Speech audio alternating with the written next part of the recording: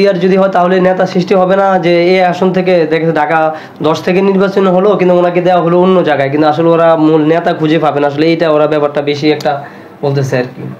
আমরা তো নেতা বিলুপ্তই করতে চাই, কিন্তু বাংলাদেশের যে এলাকার নেতাগুলো আর নেতা না, এরা ডাকাইত। এরা এক একজন ডাকাইতে পরিণত হয়। এই ডাকাইত মুক্ত করার জন্যই তো পিআর। এমপি হবে সারা বাংলাদেশের এমপি, সে কোনো নির্দিষ্ট এলাকার এমপি না। এমপির কাজ হলো আইন প্রণয়ন করা, সংসদে কথা বলা, দেশের পক্ষে মানবতার পক্ষে কোন কাজ করলে কল্যাণ হবে, কিভাবে দেশটা এগিয়ে যাবে, এই বিষয়ে সংসদ আলোচনা করবে। এলাকায় গিয়ে টিআর কাবিখা আর থোক বরাদ্দ আর ভিজিডি ভিজিয়ে ভাগ করা আর চুরি করা, এটা তো কোনো এমপির কাজ না।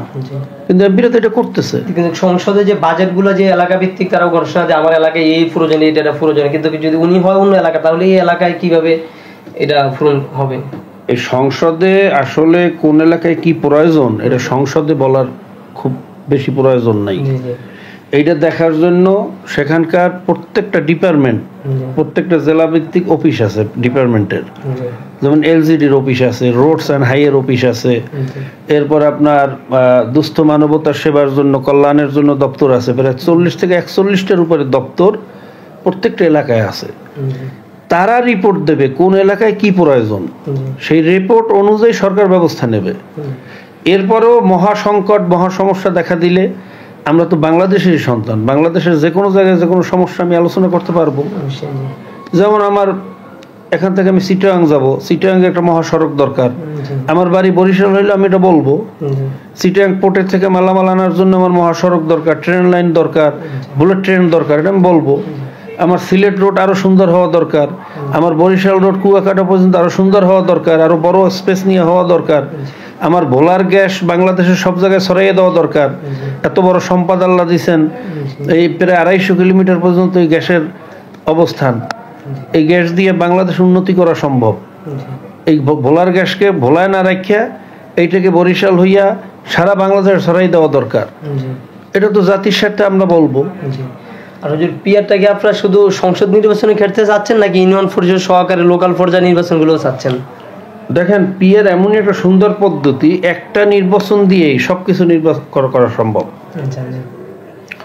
একবার পিআর নির্বাচন সংসদ নির্বাচনের রেজাল্ট দিয়া আনুপাতিক হারে ওই রেজাল্ট ভাগ করিয়েই এলাকায় চেয়ারম্যান নির্ধারণ করা সম্ভব, মেম্বার নির্ধারণ করা সম্ভব।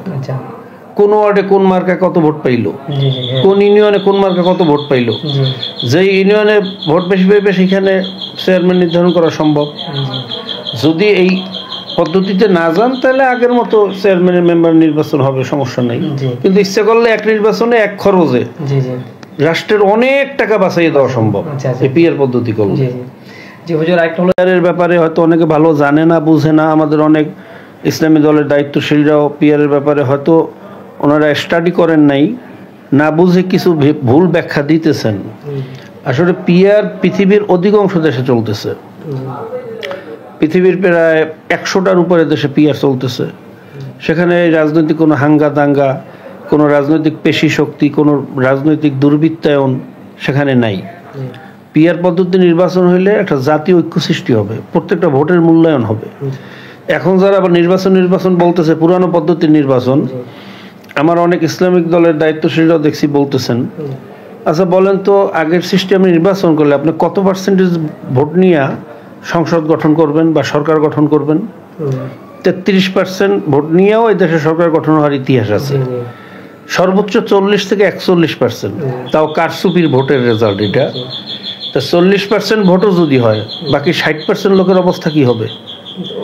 এই 40% লোক সকল সরকারি সুবিধা ভোগ করে, এই দলীয় লোকগুলোর জন্য সব রাস্তা খোলা থাকে, আর বাকি 60% লোকই থাকে অসুবিধার মধ্যে, সরকারি সকল সুবিধার থেকে বঞ্চিত হয়, জেল জুলুমের শিকার হয়।